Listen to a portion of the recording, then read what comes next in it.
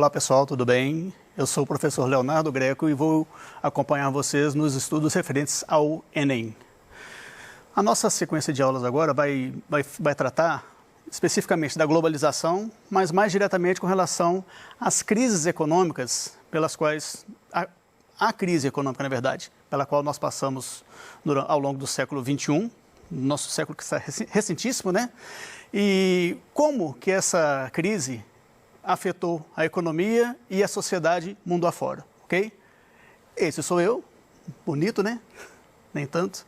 Bom, na nossa aula de hoje nós vamos compreender as ocorrências das crises econômicas, identificar os fatores que levaram a essa crise e também compreender os reflexos da crise na economia e na sociedade mundo afora, ok? Inicialmente a gente deve compreender que a economia não é um processo linear, tá? Então você não vai ter, durante os processos econômicos, um período de apenas prosperidade, apenas expansão. A economia é uma coisa cíclica, ela vai vivenciar momentos de expansão e também momentos de retração econômica. E esses momentos de retração econômica é que vão ser considerados momentos de crise, tá? Que podem ser mais ou menos intensas, ok? Falando em crise, e aí a gente sai do século XXI e volta um pouco no tempo, qual que seria a crise mais famosa, a mais conhecida, né, por nós? É a famosa crise de 1929, o crack, a quebra da Bolsa de Nova York, né? Uma crise que teve origem nos Estados Unidos e que teve como reflexo uma intensa onda de desemprego, de queda na produtividade, algo extremamente semelhante com o que aconteceu nos tempos atuais, certinho? Na crise de 29, como reflexos sociais e econômicos dela, a gente pode ter um aumento no protecionismo. Percebam aqui que os reflexos vão na contramão do liberalismo, que estava extremamente ativo naquele período, tá? Então, já que o liberalismo, até aquele momento, tinha levado a um processo de crise, a sociedade mundial começou a cogitar que talvez o liberalismo naquele momento não fosse tão bom assim, tão positivo assim, né?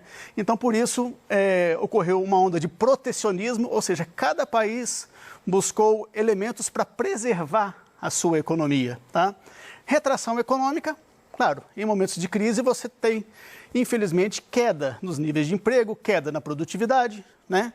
E isso faz com que toda a economia de um país ou de vários se retraia. Como eu falei anteriormente, o liberalismo econômico passou a ser questionado. Será que é tão bom assim ter uma economia desregulamentada, sem nenhuma interferência estatal? Será que a economia realmente ela se resolve por si só, né? E dentro dessa lógica, principalmente do protecionismo, né, levando em conta a preservação de cada país, ocorreu também a ascensão do nazifascismo. A gente pode considerar que a crise de 1929 ela foi um dos elementos que alimentaram a Segunda Guerra Mundial, que viria a ocorrer anos depois, ok? Bom, voltando para o nosso século, crise de 2008, onde foi a origem dela? Estados Unidos da América, certo? Quais foram as causas? Principalmente a excessiva oferta de crédito imobiliário.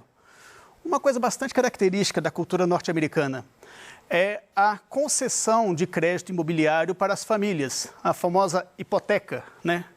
Invariavelmente, vários filmes norte-americanos tratam desse assunto. Famílias que vão sustentar seus filhos, por exemplo, sustentar não, bancar a educação de seus filhos, principalmente em universidades, fazem uso da hipoteca dos seus imóveis para obter recursos frente a isso, ok? Bom, a economia norte-americana, adepta, talvez a mais característica do neoliberalismo, né? Ela tem como característica uma desregulamentação. Então, praticamente o Estado não interfere na economia. Todo o ciclo econômico se organiza espontaneamente, entre aspas, né? Espontaneamente. Bom, aumento nos índices de inadimplência. O que acontece? A gente pode considerar esse efeito como sendo uma bolha imobiliária, né? Então, os bancos vão concedendo créditos cada vez mais facilitados e cada vez em maior montante. Chega um momento que se essa conduta, se ela não é alterada, as pessoas vão começar a ter dificuldades para saldar seus compromissos. E isso acabou acontecendo, chegando a um ponto de que as pessoas não tinham como pagar suas hipotecas. Na hipoteca, o imóvel é a garantia, então a pessoa perdia o seu imóvel para os bancos e, vamos combinar, né? Banco não é imobiliária. Banco tem que pegar o imóvel e fazer dinheiro, né? Vender. O que acontece? Muitas famílias inadimplentes, uma oferta gigantesca de imóveis no mercado.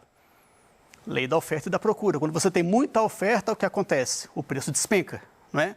E aí, ok, os bancos ficaram com trilhões de imóveis parados, a gente chama de passivo, né? Perdeu-se a liquidez, os bancos não tiveram como transformar esse passivo em ativo, o imóvel em dinheiro. E aí foi prejuízo atrás de prejuízo, e várias instituições bancárias, entre elas, por exemplo, uma das mais famosas, o Lehman Brothers, entraram em sérias crises, quase chegando à falência. Imagina uma quebradeira de bancos. Seria algo mais caótico ainda, ok? Bom, reflexos dessa crise nos Estados Unidos. Crise no sistema, óbvio, né? Crise no sistema financeiro. Retração na produção industrial. A indústria parou de produzir exatamente porque a oferta de investimentos, os recursos para investimentos, também despencaram, claro. Desemprego, claro, né? Claríssimo, né? E queda também no consumo. Percebam como isso aqui vira um ciclo vicioso, tá? Você tem retração na produção industrial, desemprego, as pessoas passam a ter menos recursos. Então, compram menos. Compram menos, a indústria produz menos. Se produz menos, precisa de menos empregado. E blá, blá, blá. Vamos embora, ok? Bom, na globalização, a gente já percebeu que nada fica isolado. Nada, nem nada que seja positivo ou nada que seja negativo. Tudo, bom ou ruim, se espalha mundo afora, ok? E assim foi com a crise de 2008, certo? Então, primeiros reflexos sentidos fora da América do Norte, fora dos Estados Unidos, foram sentidos na Europa e no Japão, porque são exatamente as economias mais ligadas aos Estados Unidos, tá? Na Europa, a gente verificou um grande retrocesso econômico, tá? Uma retração na economia, na produção das indústrias europeias, né?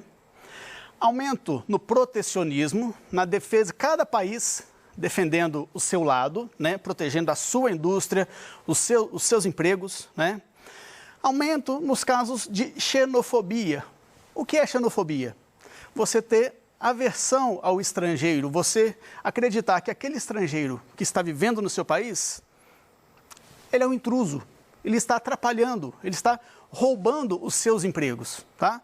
Então aí, nos países da Europa, começou a ter uma onda de resistência aos imigrantes, tanto aqueles que já viviam nos países, né? Como também uma resistência à chegada de novos imigrantes. A lógica era o seguinte: pô, meu país já está em crise, eu estou custando arrumar emprego, vem outro cara de fora para piorar o que já está ruim, tá? Bom, na Europa, a gente tem que considerar que, tudo bem, é um continente em que a maioria dos países estão em boas condições financeiras, boas condições econômicas, né? Países desenvolvidos, mas mesmo dentro desses países desenvolvidos, existem aqueles menos desenvolvidos, vamos chamar assim, os primos pobres. Vamos pensar assim, né? E nesse sentido, esses primos pobres da Europa são conhecidos como os PIGs, tá? Portugal, Itália, Irlanda, Grécia e Espanha, ok? Bom, mundo globalizado, tudo chega em todos os lugares, né? Então, a crise iniciou-se nos Estados Unidos, refletiu primeiro na Europa e no Japão, e, claro, nos países em desenvolvimento iria chegar também, só que demorou um pouco mais, mas chegou, né? E aí, no nosso caso, os BRICS, né? Nós fazemos parte dos BRICS, né? Então, Brasil, Rússia, Índia, China e África do Sul, né? O S aí é uma sigla inglesa, né? South Africa. Aqui também a crise de 2008 se fez sentir, embora com intensidade talvez variada, né?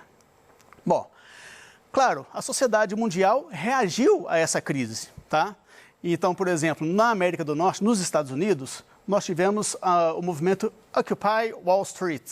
Ocupem a Wall Street, vamos ocupar a Wall Street. O que foi isso?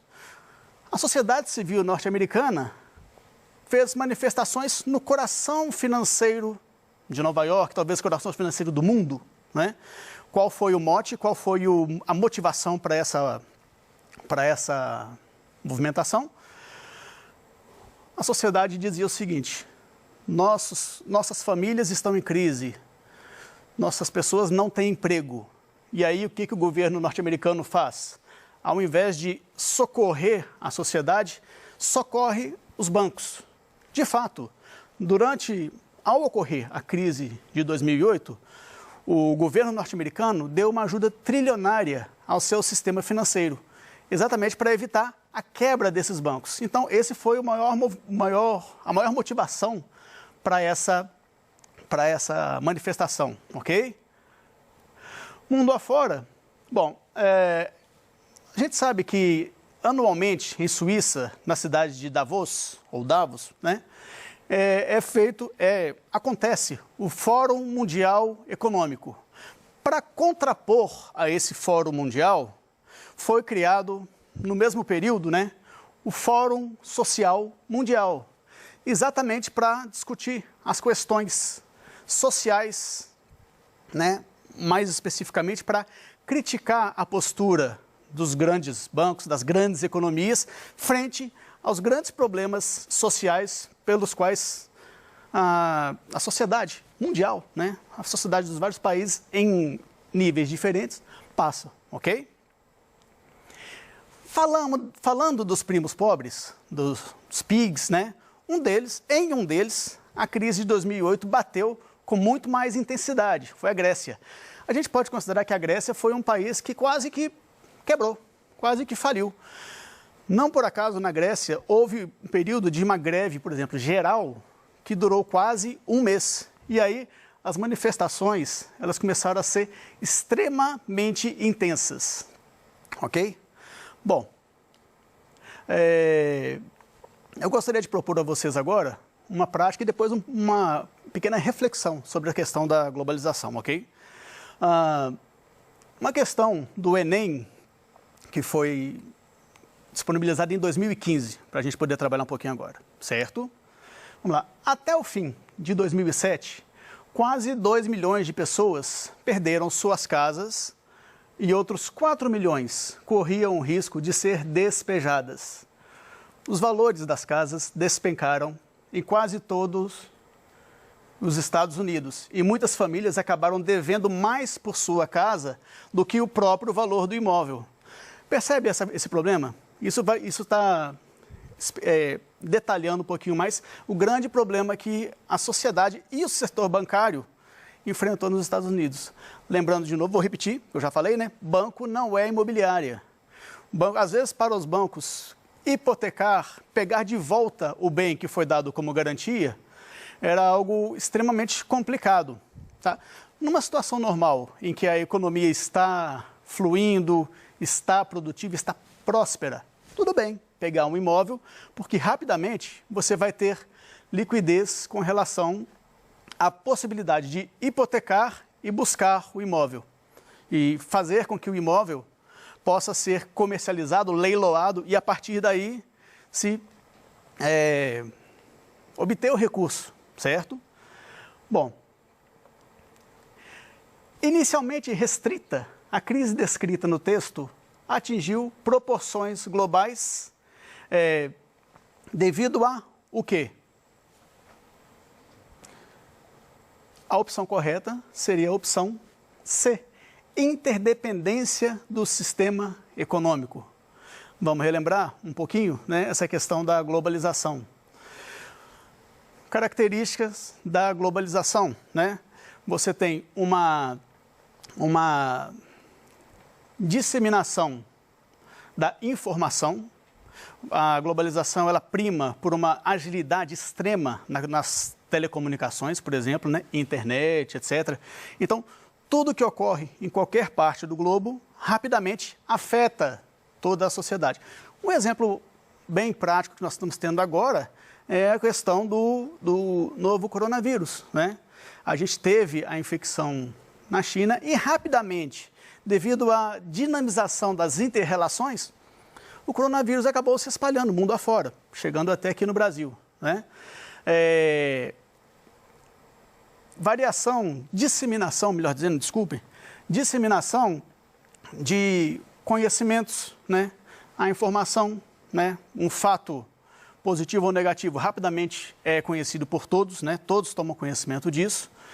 E também essa questão negativa com relação à crise econômica, tá?